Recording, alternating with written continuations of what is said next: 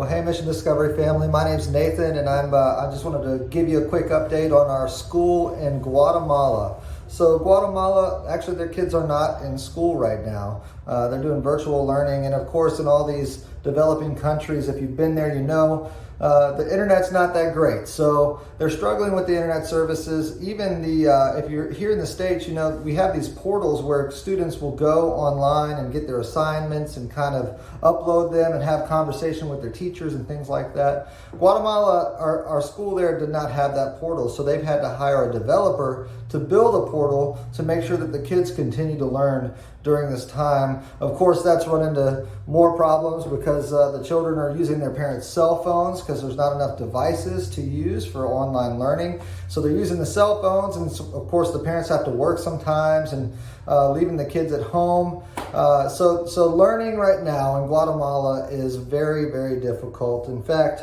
Mayra, our partner, said that it's estimated that the country has been set back, or the educational part of the country has been set back by like 20 years, which is devastating to the school that we work with, Kairos. So the kids are at home 24/7. I mentioned that. The parents' lives, this is something that Mayra said to me, the parents' lives have not changed. They continue to have work and things like that, so they go out and do that. However, the kids' lives have changed drastically. And what she's noticing is that this is leading to a bit of depression with her students. So we need to keep praying for our students there in Guatemala that they wouldn't fall into that depression that this season has brought them. So she did want to mention that the government's not helping at all with the education, especially the school is private, so they're definitely not helping with the private school. But, and great news, and she's so thankful for this, that they've not had to lay anyone off. And in fact, financially, the school has done better than expected considering the circumstances. So while other public schools and things like that have had to lay people off, they've been able to keep their staff throughout this whole season. Not only that, but the staff is really, really passionate about what they're doing and helping these children. And whereas Mayra will tell them, go home at 3, you need to go home at 3. They'll stay till 5 o'clock to teach these kids virtually. So Kairos in itself, the school, is doing well. However, in 2020, she wanted me to know that the needs of the community had not been met. So we're talking about like homes are not being built, water filters are not being delivered, food's not being delivered, medical needs are not being met. And all the time she's going through the communities and people are asking her, when are the teams coming back? Because people know that Mayra has these teams, Mission Discovery teams, Hold the Children, that come to the community and are able to do some good in the area. And right now we're just not able to. So she did want to outline a few of the biggest needs that she had, and I've got a list of 7 here, so I'm sure there's more than that. Number 1, she wanted us to remember to pray for the spiritual life of her students and the students' families. Right now, Guatemala does not have in-service church, so they're not getting spiritually fed by a church every week.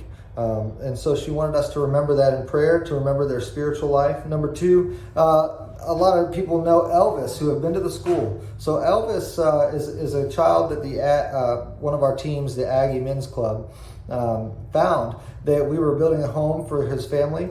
And what we noticed when we were building the home is that the child was not speaking. And we thought, okay, he's not speaking because he doesn't know English. But what Alejandra, Mayra's daughter and a teacher at the school, figured out was that it wasn't just because he didn't know English. He was actually mute.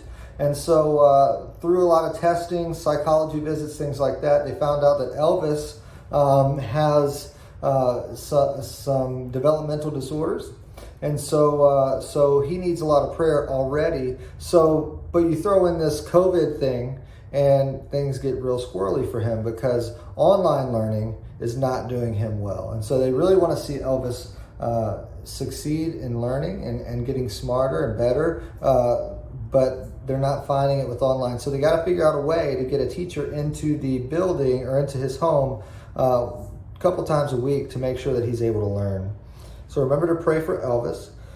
Number 3, Yoli. So Yoli's job at the school is to work with us, with teams like us, whenever we come into town. She's the one that, if you've ever been to Guatemala, you've met Yoli. She has taken us through the neighborhoods, through the colonias, through everything, and led us in our building projects and things like that. Of course, we have no teams going right now, so Yoli's not able to work really at the school. And she did have a restaurant. However, COVID also took the restaurant out. So one thing that Yoli does say is that they have food. She's like, we have food and we even have dessert. So she's thankful, but she really does need some prayer. Number 4, operational costs for Kairos. So Kairos is a private school in Guatemala. They really focus on quality education. They want to see their kids succeed. They believe that education is the way out of poverty. And so they want their kids to succeed in learning. So the operational costs of Kairos is always an issue. And so we need to continue to pray for and provide for that operational cost. If you want to find out more information about that, go to holdthechildren.org, or I can put a link here in the website so that you can find a way to donate to Kairos so that their operational costs can be met and their teachers can continue to be provided for. So number 5, health, the health of the community, the health of their students, the health of the parents, the health of the teachers. Obviously, there's a pandemic going on, and we need to pray for the health of those people who are providing education for these kids. Number 6, open doors to the community. So the communities have been shut down. A lot of people are afraid to open their doors to people like teachers, and teachers really need an open door to access these communities because they need to know the needs that are there. So just continue to pray that doors will be opened in the community so that the gospel can be shared. And then number 7, our main ministry partner there, Mayra. She's having some health difficulties. So if you would just pray for Mayra and her health. She has to undergo a surgery and she's very nervous about it. So just pray for her. This is our ministry update from Antigua, Guatemala, a trip that hopefully we will be opening back up soon. We love everyone there so much. And if you've been there, thank you for going, and continue to pray for and support them. Let me know if you have any questions. My email is nathan@missiondiscovery.org, and we hope to see you soon. All right. Bye-bye.